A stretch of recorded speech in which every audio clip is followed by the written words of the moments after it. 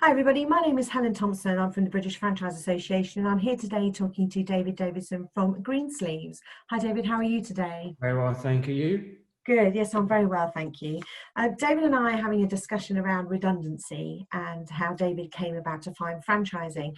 But David, I believe you've actually been made redundant twice, which is not something that everybody would have experienced. Can you talk me through what your background was prior to becoming a franchisee? Yeah, so if I take you back to my first redundancy, I was with that business for about 8 years. And I was actually away on holiday when I got the phone call to say I'd been made redundant. And literally overnight, I ran a national sales team, 22 locations, nearly 300 field guys at the time.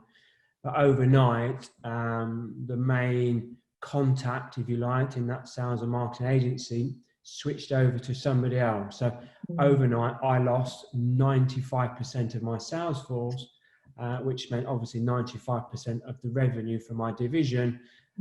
So pretty much overnight, I lost my role and my team's role. So that was the first shock, if you like. And then one of my clients at the time, Abel and Cole, then approached me to join their business and build their own sales teams like I'd done for them from client side. So I joined them about 3 months later, 2.5 months later, to build their own internal sales team.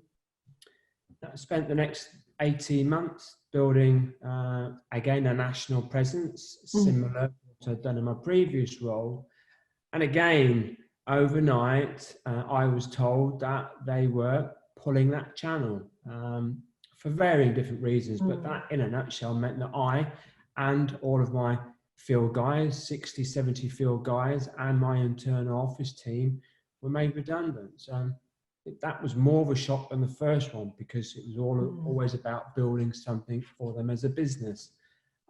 So yeah, I overnight lost 2 roles, which became a bit of a shock. Yeah, I can imagine that was a hell of a shock. So what happened after the second redundancy? What was your thought process after that? So I mean, touching on Greensleeves, I always wanted to own my own business. That was always a pipe dream of mine. And my wife and I, we talked about whether collectively having our own business. But I then spent 3 months, 4 months on phone calls with recruiters, on Zoom calls with recruiters, attending interviews. I spent 4 months doing this. And I sat there on a Zoom call or online looking at roles. And I was a customer of Greensleeves for about 7 years. And the guys came to treat my lawn as I was looking at roles. And I looked and I thought, maybe there's a business opportunity here. And that really was it. I didn't really think much more of it. I thought, well, maybe that this could be that stepping stone into owning my own business. So my wife and I chatted through, didn't know what the setup was, how it was set up. Was it a franchise-run business? Was the territory we lived in, was it available? So yeah, we started, that was May last year, April, May. So we then reached out to Greensleeves, who went through their process of what was next. My wife and I then drove up to meet with their MD. I think looking for a new territory, because thinking that the territory that we lived in wasn't available because somebody was running it. So we went up to their head office in Huddersfield. And as it happened, the guy that was ran our territory, was looking at selling his business. Not immediately, but had a 3-year plan to sell his business. So, which was brilliant. I mean, we then went down that avenue and spent 3 months negotiating with the current owner, with Greensleeves' involvement. Fast forward to September the 2nd last year, we'd agreed to purchase the franchise that we lived in. And yeah, we now run the territory that we were a customer of. That's fantastic. I'm a big believer in things are meant to happen for a reason, and it certainly sounds like Absolutely, absolutely. it I was mean, that way. yeah, to be made redundant, but then just to be sat there looking out of my window, spending hours on end on looking at roles for the guys to then be on my lawn, but then for the previous owner to be wanting to sell, Yeah. yeah, it was just meant to be.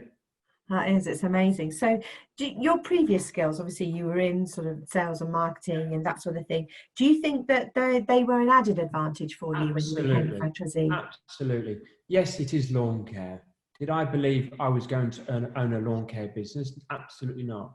But Mm, with lawn care comes the sales angle because I'm selling myself and the service and the business every day. mm, The marketing, what marketing are we doing, whether that's new business or existing business.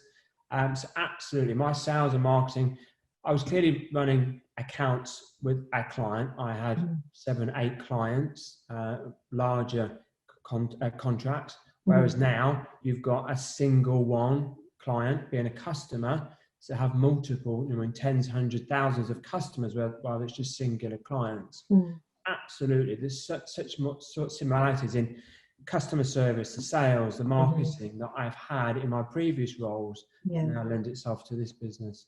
yeah. It's amazing, isn't it, how all those transferable skills, then, Yeah, you're doing the same thing, but obviously for a different absolutely. industry.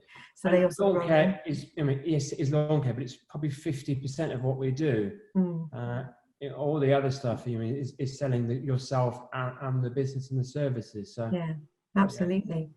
So you started your business at the back end of 2019 when nobody would have known what 2020 brought, No. for everybody, for the world, really. Where is your business now, and how's the last year been for you? So if somebody asked me in September 2019, do you want to own a business that's going to go through a global pandemic that's going to affect the UK in the way it has done? Mm, Would I have said yes? Absolutely not. I'd have said no mm, way. But now I've lived through that last year, asked me that question now, absolutely. I've got no regrets about doing what I've mm, done. Do we know how it would have been without the pandemic? No. We can just gauge it on what it is and what it has been. But we have outperformed not only what we'd actually forecasted for ourselves, but also what Greensleeves had projected for ourselves. So, mm, yeah, a new business owner, obviously the appetite and the hunger to achieve, but mm, go through what we've gone through, no issues whatsoever. Yeah, the business has gone from strength to strength. And so much so we're now looking at expanding that business into other territories. So again, ask me a question, you're going into more business, spending mm. more money on Yeah. growing your business, going through a pandemic. Again, it's not an issue, it's a no-brainer. Mm. Not Brilliant. franchise or businesses are going to be set up that way, but Mm, what we do, the lawn care industry and the lawn care space, lends itself to have not had as big an impact as others. mm, It's a mm. no-brainer. Well, it's fantastic that it's ended on a good news story, and that you're looking to expand so quickly, having joined the network of Greensleeves. I want to thank you so much for your time today. I think there's been some real insight there for somebody who might be watching this, who might be thinking, is now the right time to start a business? Who'd have known what you'd have gone through, in the first year? And here you are, smiling with a successful business. So thanks for your time today. I really appreciate it, No David. problem, Tom. Thank you very much.